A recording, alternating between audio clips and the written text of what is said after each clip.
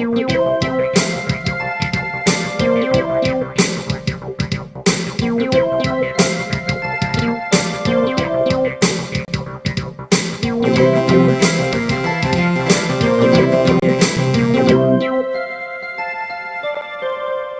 guys, welcome to another episode of ItsGamingFancy. This is Soramaster, and I'm bringing you a trophy guide for Kingdom Hearts Final Mix, the 1.5 HD Remix Edition. This is a guide on the synthesis items, and you'll see how to get the special Heartless items, where they are, what a good method is to get them, to fight them. And in the description you'll see the all the synthesis items, what Heartless drops them, the minimum amount required from each, as well as the locations where to find those Heartless before and after you lock the keyhole in Hollow Bastion. Or not even lock the keyhole, but just beat Riku in Hollow Bastion. One thing is, you'll find 11 dark matters, and look on the dark matter guide to see where they are. You'll find them in the game, plus you'll make one more when you're synthesizing items. So total you'll get 12, and then all you gotta do is synthesize 2 more.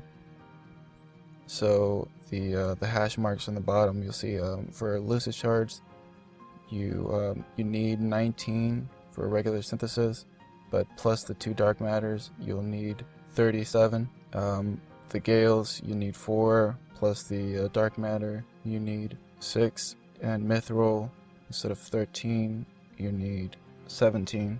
And with the Mithrils and Orichalcum, you'll find more than enough in the game, but you can make Mithrils. They're a little easier to make than dark matter, and Orichalcums you can buy them for 5,000 money in the item shop. If you have any questions, let me know. I try to answer them as best I can, and I hope this helps. So click on either of the ones that you want the help on, or click on the dark matter thing and it'll show you where all the chests are for that. The Gygas shadows are the ones that drop Fury Stones. You get them in the Bazaar room in Wonderland, and a setup to use to fight them is Goofy with MP Gift, and you rock in either Ragnarok or Ars Arcanum, or both. Note that when you're in here, it's a good place to farm for Lucid shards as well. Once you finish the 3 rounds of Heartless, just start mashing the triangle button with Ars Arcanum or Ragnarok, and try to make sure you don't get hit, because if you do, they disappear and that narrows your chances of getting Fury Stones. If you find yourself running short on MP, I don't suggest you run away and use an item, because they do pursue pretty quickly, and while you're using that they might hit you, and they also do hit pretty hard. So just wail away at them as fast as you can and you should be alright. The more you kill, the more chances you have of getting Fury Stones. The Stealth Soldiers are the ones that drop Energy Stones. You get them in the Entrance Hall or Grand Hall in Hollow Bastion, and setup to fight them would have to include counterattack and a distance closing attack like Sliding Dash. You'll know you're encountering a Stealth Soldier within the first 2 or 3 rounds of Heartless in the area, and you'll see a blue smoke moving and the lock-on floating. When you're fighting it, it's best to focus all your attention on it and not on the other Heartless, and if the lock-on wears off, like the lock-on turns yellow or goes away completely, lock right back on, because if not it will disappear on you, or it will heal itself, and you have to start the process all over again. It can disappear and you can lose your chance of fighting it, so it's one of the few that can do that. And it's definitely a lot rarer than some of the other ones, but thankfully Hollow Bastion provides more than one place where you can find them. I recommend fighting it in the Grand Hall, since it provides 2 chances to fight it. One in the very beginning where you walk in, and the other at the end of all the Heartless on the platform where you fought Ansem Riku.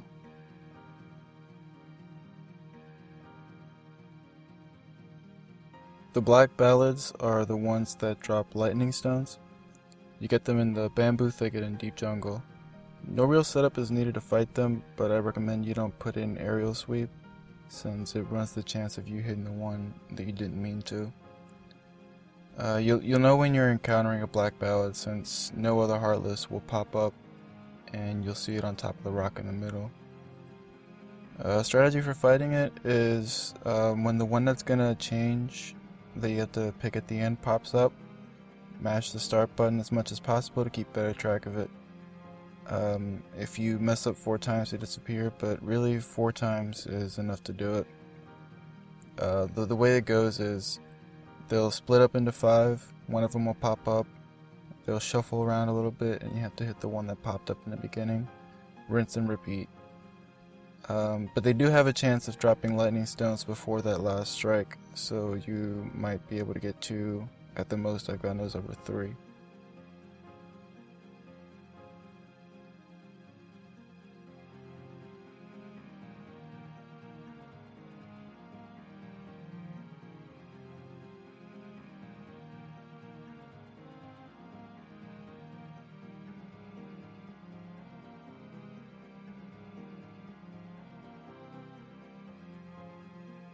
The Sniperwilds are the ones that drop the power stones.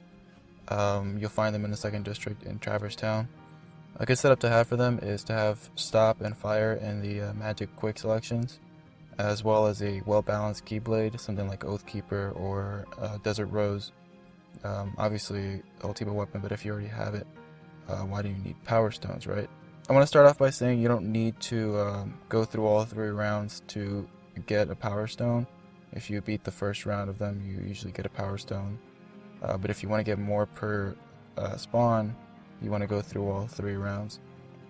And you can keep going as many times as you want. What you want to do is, when there's one, you could take it out by itself, it's really not a problem, and you're not going to have to worry about them calling in for reinforcements because they need time to do that. When there's 2, hit stop on them, take care of one, and then go to the other. With your combo, try to keep it to a 3 combo minimum, or a maximum, or 4 if you need 4. Just try to find out how many with your ability, with your power, how many hits you need to take care of one, and keep it to that many combos. It makes things a little bit quicker.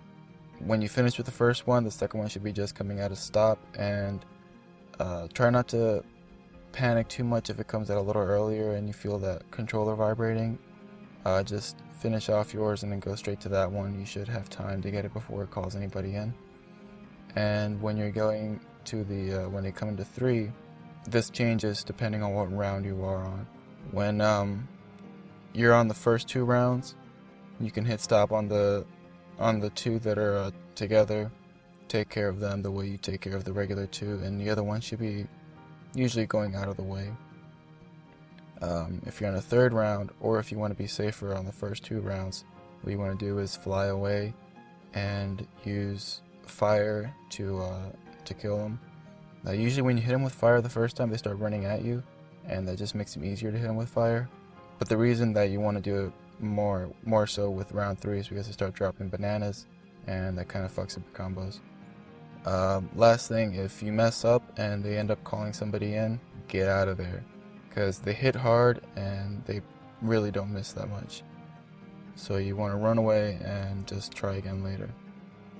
If you finish the 3rd round, you can rinse and repeat, do it again if you want.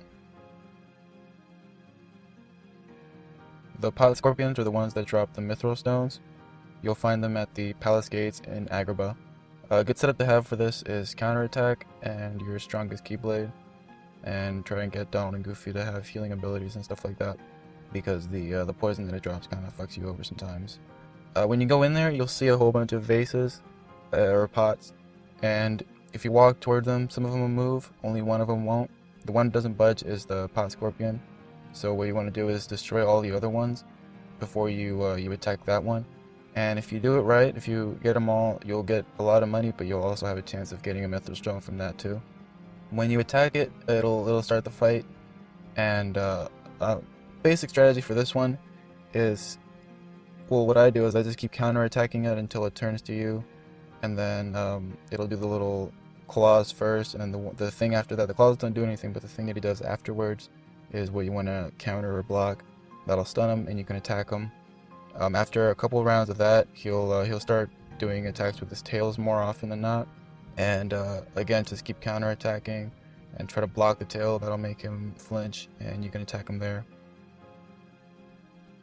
The Grand Ghosts are the ones that drop Frost Stones. You get them in Stomach and Monstro. Set up your items accordingly, since you need to use healing items to beat them. And you'll know you're encountering a Grand Ghost since it'll be right in your face right when you pop in there. You'll see how many of each items it'll take to kill them on the screen. It's about 6 potions, 5 high potions, 3 mega potions, 2 elixirs, or 1 mega elixir. But attacking it does nothing. If you look at the screen, you might be able to put together a combo of items to kill it to save you on using the better items. But using a mega potion, elixir, or a mega elixir will sometimes make it drop another frost stone. More likely than not, elixirs and mega elixirs will make him drop one. But every time I use the mega potion, it dropped one too. They will disappear after a while, so make sure you work quickly.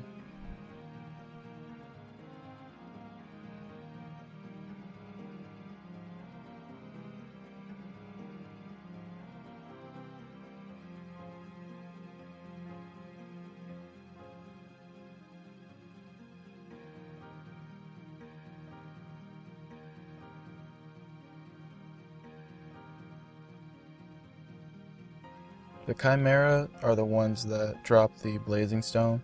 You'll find them in the Mana Ruins in Halloween Town. A good setup to have for this one is anything that'll make your combos longer and hit harder. They don't take much to get them out of that first little life bar, but they have a really big secondary life bar, and that's something that doesn't really go away with you hitting it, so you want to try to set yourself up to hit a little harder, and have Goofy and Donald kind of set up to help you along as well. So MP gift and heal and all that kind of stuff. You'll know when you're going to hit one or run into one when you drop down. If you only see one white knight pop up, that means that you're not going to run into the Chimera. If you see 3 pop up like the first time around, then the Chimera will come in after 3 rounds.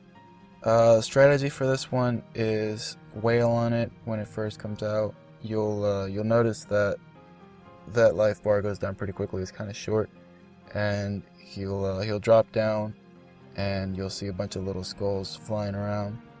I kind of just keep attacking them until the skulls get close to me, because when you hit the skulls at them, you do a little bit more damage, but you can also chip away a little bit with your keyblade. After the first time, he'll rush to the rock over by the train, and he'll summon some gargoyles. I don't really focus on the gargoyles that much. They can fuck you over if you're at a lower level, so if you want, you can take care of them first. But I kind of just focus on the Chimera, and by proxy take care of the gargoyles. You do this maybe like 4 times or so, and you should be able to beat it. I haven't really had any drops of blazing stones before actually killing it, so I don't know if you can get more than 1 per spawn, but the Chimera does seem to spawn a little bit more commonly than others, so it's not too hard to farm for blazing stones. The jet balloons are the ones that drop the dazzling stones. You'll find them on the ship in Neverland. A good setup to have for this is all your treasure magnets, your stop as part of your magic quick option, and some good keyblade, a really strong keyblade, and something with reach. Donald and Goofy, you want to have them support you. When you go in, you'll know that you're fighting it because it'll pop up in the middle, and you'll just see it flying around really quickly. You want to get in there and attack it. Try to use stop on it to slow it down, and if you get hit by the little air jet guys, if you have treasure magnet, you'll collect all your money back. The Neo Shadows are the ones that drop the Stormy Stones. You'll find them in the Linked Worlds area and the End of the World. A good setup to have for them are something that'll hit hard, something that'll make your combos stronger, as well as make them a little bit longer. You also want to have Donald and Goofy supporting you and have your cures and stuff ready. What you want to do is kill as many as you can, keep attacking so you can keep countering. Have counter attack is another thing you want to put in there so that they don't overwhelm you. And just kill them until you get about 4 left, then they'll start dropping into the ground, jumping up and doing a little spin move, and try to get them that way. When you knock it down to 2, they'll start, one of them will be underground, the other one will be running away from you, trying to bait you in, and the one underground will jump up at you and try to grab you, so try to fly at the other one that's running around. When you take care of the one that's running around, the one that's underground will come up in the middle of the room, and you'll see its head pop up, then it'll jump up in the air. Try to kill it before it gets to summon more Neo Shadows, because then you have to start the process all over again. The pink Agaricus, or Agaricus, are the ones that drop the Serenity Power. You'll find them in the treehouse in the deep jungle. A good setup to have for this is something like the Diamond Dust or Keyblade that'll give you a good amount of MP, as well as any MP giving items. And you want to have Stop as one of your options in the magic, and have Ragnarok or Ars Arcanum or a lot of combo pluses. You also want to have MP gift from Goofy just for fugsies. What you want to do is you'll know when you're about to run into one because the Wyverns in the beginning won't be there, and you'll either there'll be nothing there or you'll see a white mushroom right in front of you. Go around and use Stop on all the white mushrooms, and then this is a good way to set yourself up for the fight. Summon Bambi here on the ledge if the Heartless is on the house and didn't fall through the hole. This is a good place to be.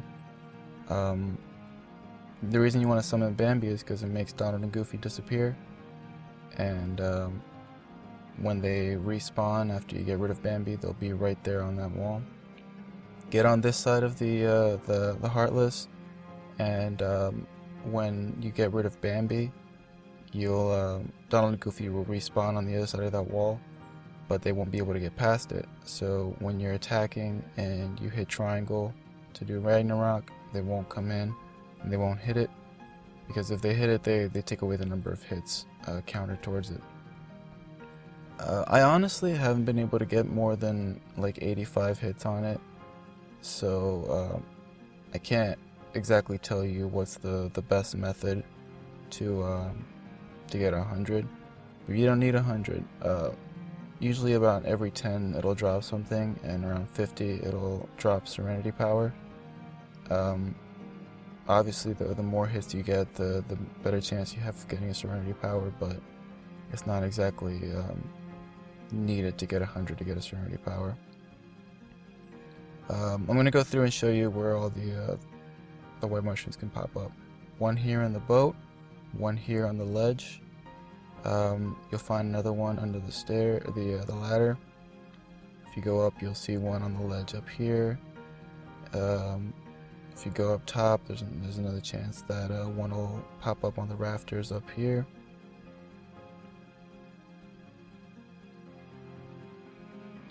If you go around the back, there's a few other places they pop up.